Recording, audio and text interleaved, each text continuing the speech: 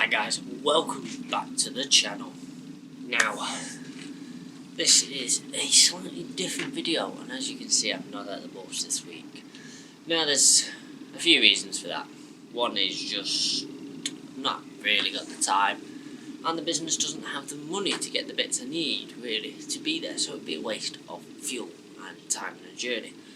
So we're going to go down this route. We're going to have a little bit of a recap, see what's planned, and have a look at the project sheet of how far we're getting on with it. This project sheet you can see, I will put a link in the description down below. So, where did it all start? Well, it started about 20 odd weeks ago, which is probably a bit more than that. But about 20 weeks ago we took the decision to completely restore the bus into its former glory. That involved ripping the inside out. So the inside came out. We've got a storage locker, which is done by the Storage Works up in Accrington. Very good company. Check out them down below as well. They've helped us out a lot with this. Once the interior of the bus was inside that storage locker, we was able to see the condition of the chassis and the work that needed to commence. We were very pleased with the chassis. That was in quite a good condition. It wasn't too bad at all. We've got a few spots that need welding, but then that becomes our first hurdle.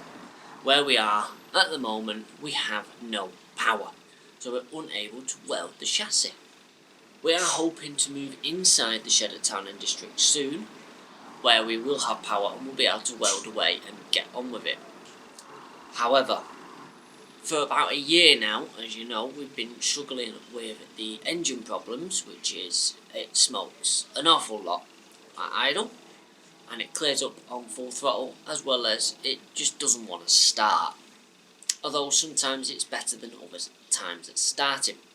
With that in mind, we tried many things. New fuel filters, new fuel pipes.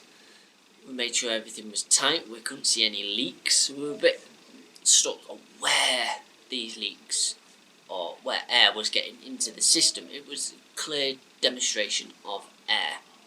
After much messing about, a compression test of half-bodged compression test, it was deemed that we do have compression, so it should all just work, but it wasn't.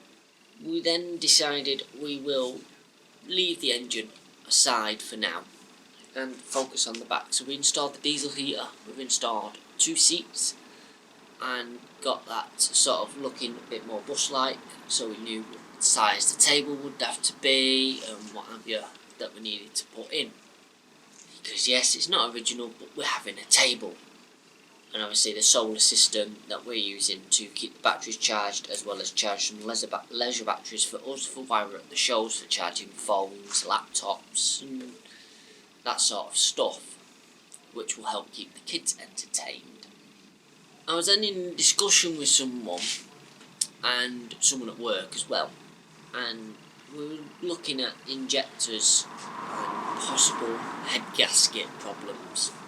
So I decided I'd have a check of the water. Now it's been about a year and a half since we last filled it up, and when I went to check that, I couldn't see anything on the outside of the tank, so I put the borescope down the filler neck.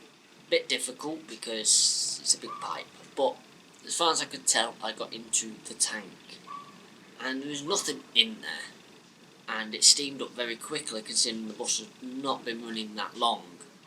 So it shows that the water temperature was climbing quite quickly.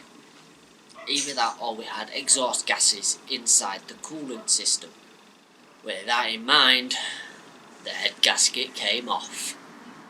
We also had an issue, and we still got the issue of the oil pan. That is now off the vehicle, but it may be off the vehicle, but we still got a hole in it that we need to sort out.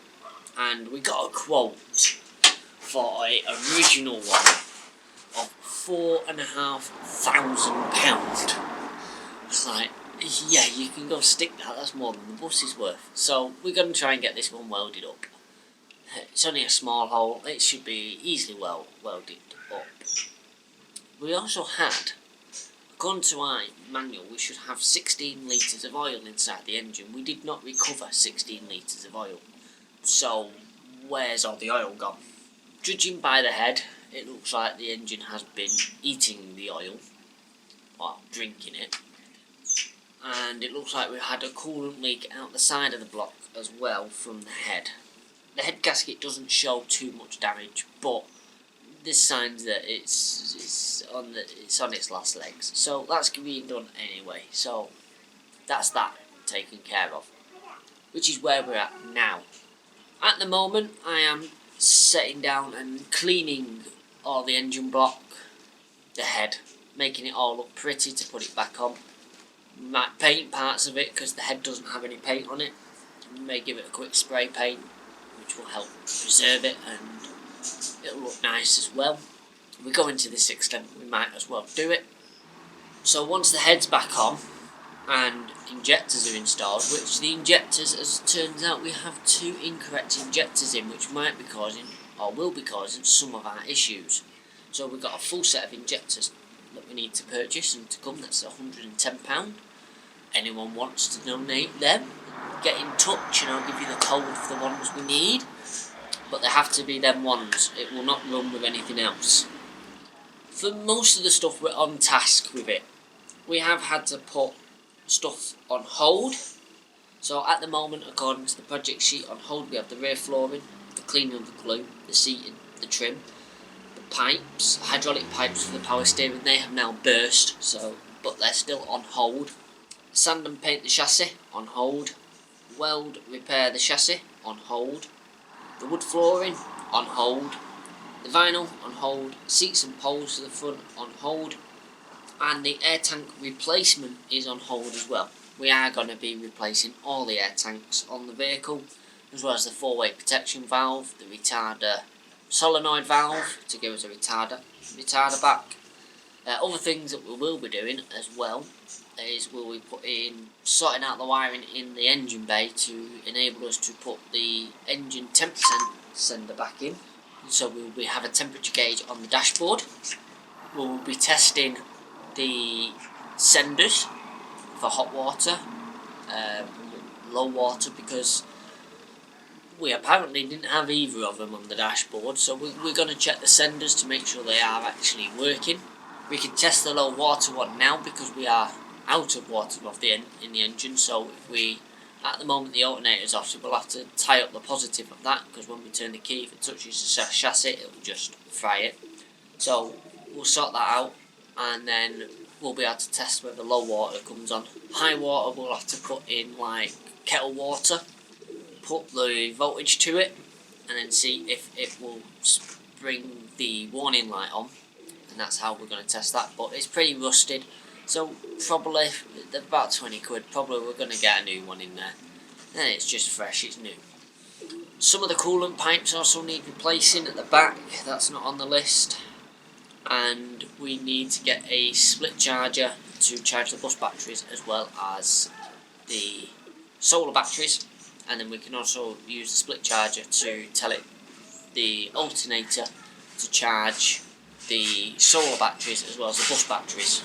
It's a bit of a tall order for the alternator, but it should do it, and if need be we can always source a higher amp alternator to do it. That's where we're up to at the moment. Hopefully 3 weeks we should have the head back on, depending on how we go. I've got stuff going on, so it's going to really impact on the progress at the moment, but ideally 2 to 3 weeks depending, we'll get back and get the head back on it, and hopefully be in a position where we can turn the key and hear it roar into life again. But this is where you at home can help, and I just want to take this moment to discuss a few things that have changed about the channel as well. So YouTube have changed their policies, and like many YouTube channels, it's hitting us hard. Some of the big channels really have been hit hard, but we are only a little channel, so we feel the effects very hard as well. They've changed their policies about how adverts appear on the videos, which has made a negative impact into the revenue that we make. As you all know, as avid viewers of the channel, the revenue made from YouTube is what helps the restoration project take shape and come forward quickly. Without that ad revenue, progress is remarkably slow, and that's where membership is relied upon to help. So with the membership, with the membership, it's only on Patreon £3 a month for early access director's videos you've never seen before. There's some really good videos in there. There's some ones that will never ever be released to the public, and they're really good. It gives you an eye opener anyway. And on YouTube you can join for little as £1 a month and £3 to have the same benefits. However, we prefer Patreon as we get the bigger share out of that. We also have, as many of you will have known, we do have our new shop that's online, and these are 2 samples. We have the key rings, well these are the baggage tags. So these go on, I've got one on my bag, they're very good, they make your bag stand out. We can do any operator you want, a bus make, anything you want. These are all made to order, 3D printed, and good quality and cheap for what we get to offer. The baggage tags are £5 plus postage and packaging, which is dead cheap. The key rings are they're the same as these, but obviously a smaller size for the key.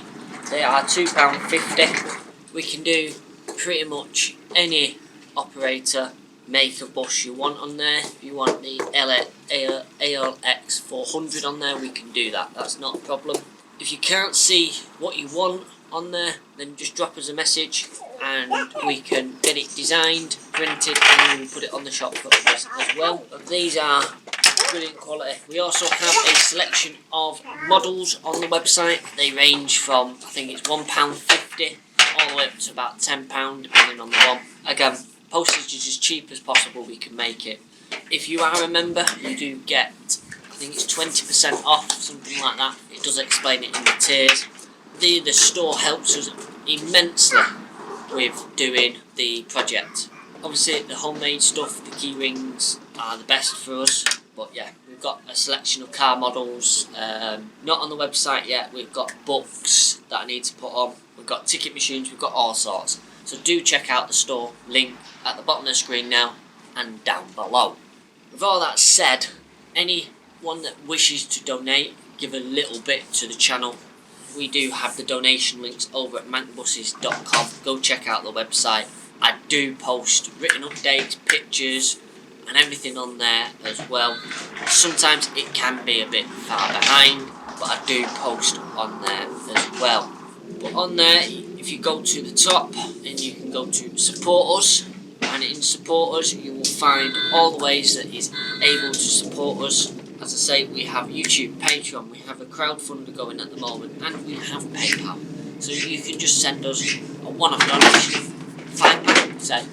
It all makes a massive difference to the channel and us, gives us that motivation to go. Having the views as well, which we've got recently, which we're really proud of, helps the motivation behind us so much. It just proves that we're doing something that people want to watch, and it's brilliant. So hopefully more of that. And last note that I'd like to add is we have a new editor on board as part of the team.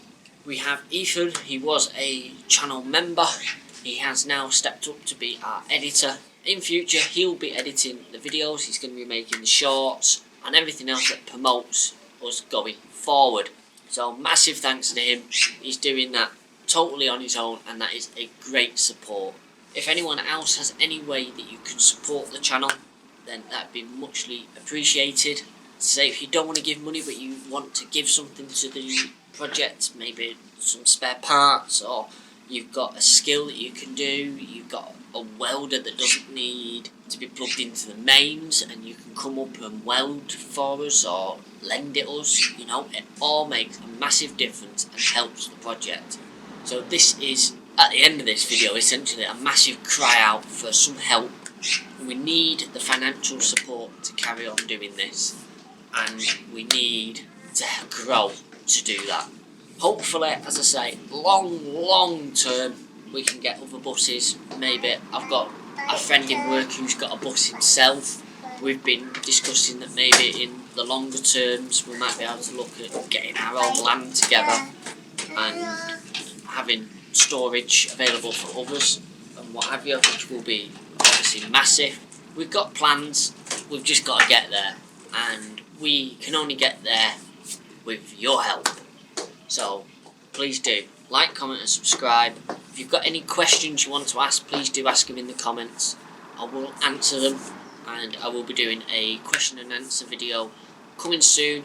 Might be live, might not be live, but it'll be coming soon. So let's go get this.